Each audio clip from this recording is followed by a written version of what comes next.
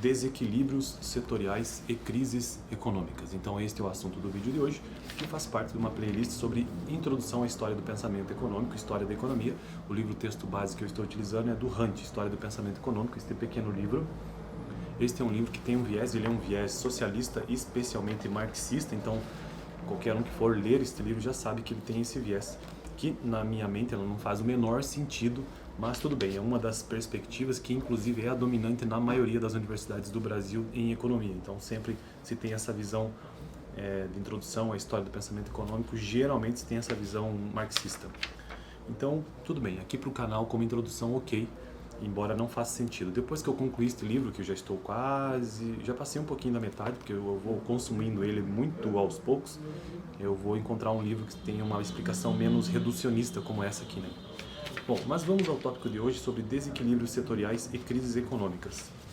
No vídeo passado eu tratei sobre acumulação de capital e lembrando que atualmente estou no capítulo 6 deste livro, que trata sobre as doutrinas socialistas, a teoria econômica de Karl Marx. Então eu já tratei no canal sobre materialismo histórico, o que significa, né, a crítica moral de Marx ao capitalismo, a teoria do valor-trabalho e da mais-valia, acumulação de capital e hoje desequilíbrios setoriais e crises econômicas. É um texto extenso, não sei se vou conseguir terminar neste vídeo, mas vamos tentar, vamos lá.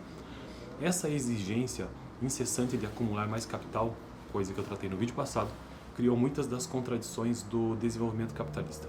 O capitalista começava adquirindo maior quantidade de máquinas e ferramentas, escolhendo entre os tipos que estivessem em uso. Precisava, em seguida, contratar uma quantidade proporcionalmente maior de trabalhadores para operar os novos equipamentos. Até então, os capitalistas puderam manter os salários ao nível de subsistência graças à pressão do que Karl Marx chamou de, abre aspas, exército industrial de reserva, fecha aspas, constituído por trabalhadores desempregados vivendo abaixo do nível de subsistência e dispostos a aceitar qualquer emprego que lhes proporcionasse um salário de subsistência, manipulando o excesso da oferta de trabalho. Os capitalistas conseguiam manter os níveis salariais baixos. Contudo, à medida que as indústrias se expandiam, o crescimento da procura por mais mão de obra tendia em pouco tempo a exaurir o exército industrial de reserva. Os capitalistas tinham então que pagar salários mais elevados para obter a quantidade suficiente de mão de obra.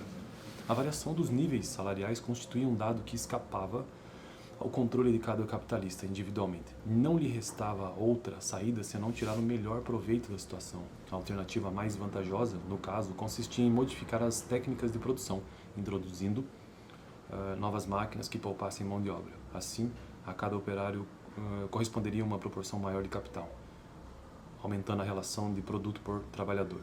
Os investimentos destinados a poupar mão de obra possibilitavam expandir o produto utilizando a mesma ou uma quantidade ainda menor da força de trabalho. Então esse termo, né, inclusive força de trabalho, é bastante comum. Sempre que você observar força de trabalho em qualquer texto, pode saber que a origem ou a influência ali é marxista. Quando todos ou a maior parte dos capitalistas agindo individualmente tomavam essa iniciativa, resolvia-se temporariamente o problema dos salários elevados, uma vez que o exército de reserva voltava a crescer, acolhendo em suas fileiras os operários desalojados pelas novas técnicas produtivas.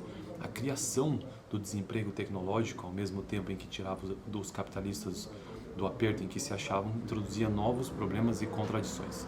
A expansão industrial baseada na poupança de trabalho resultava no incremento da produção total. No entanto, os salários pagos aos trabalhadores não cresciam na mesma proporção que a produção, ao mesmo tempo em que os produtos eram despejados em quantidades cada vez maiores no mercado. Os salários dos trabalhadores e, por extensão, a demanda dos consumidores tendia a se restringir. Como diz Karl Marx, embora os operários estivessem produzindo mais lucros sob a forma de bens, os capitalistas não conseguiam vender esses bens e, portanto, realizar os lucros devido ao estrangulamento do mercado consumidor. Oferta e demanda, né?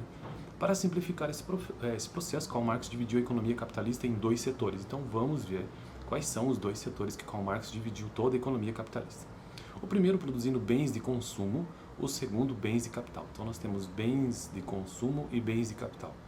Ante a insuficiência da demanda dos consumidores, os capitalistas do setor de bens de consumo, percebendo que não conseguiriam vender toda a sua produção, seriam obrigados a reduzir suas expectativas de lucros e a desistir de ampliar suas instalações produtivas.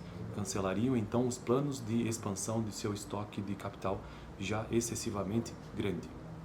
Tal decisão reduziria consideravelmente, é claro, a procura de bens e capital.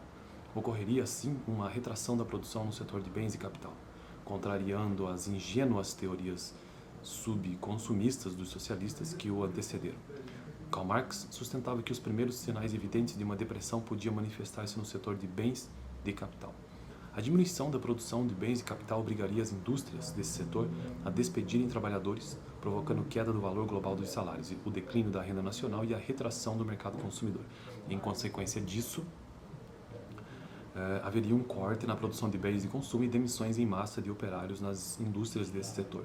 Os salários e as rendas declinariam ainda mais, agravando a saturação ou excesso de bens de consumo no mercado. As sucessivas repercussões em ambos os setores culminariam em um colapso econômico.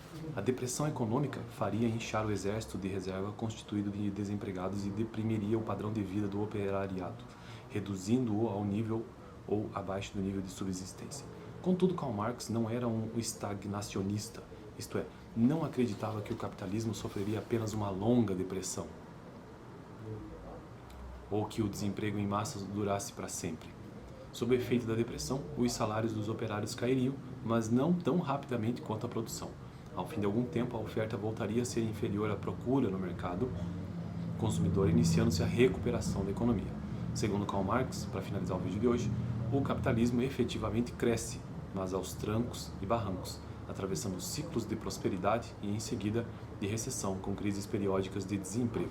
Bom, na verdade, isso aqui é natural em qualquer tipo de atividade humana, né? Você não cresce o tempo todo, constantemente, sem enfrentar crise. A vida é assim, né? Bom, então esses desequilíbrios setoriais e crises econômicas que Karl Marx brilhantemente conseguiu encontrar no capitalismo. Então ele dividiu em dois setores, né? Setores de bens de consumo e bens de capital. E que conforme ocorre então a diminuição da demanda e tendo uma oferta excessiva, isso tende a causar crises no próprio sistema. E de fato isso acontece, né? Isso acontece até os dias de hoje, desde quando ele escreveu isso ali na revolução, no período da Revolução Industrial Inglesa, naquele contexto, até os dias de hoje. Tem ocorrido desta maneira. Bom, no próximo vídeo então quero tratar sobre a concentração econômica, mais um dos temas sobre a teoria econômica de Karl Marx. Eu fico por aqui, dá uma olhada no vídeo passado onde eu tratei sobre a acumulação de capital. Valeu!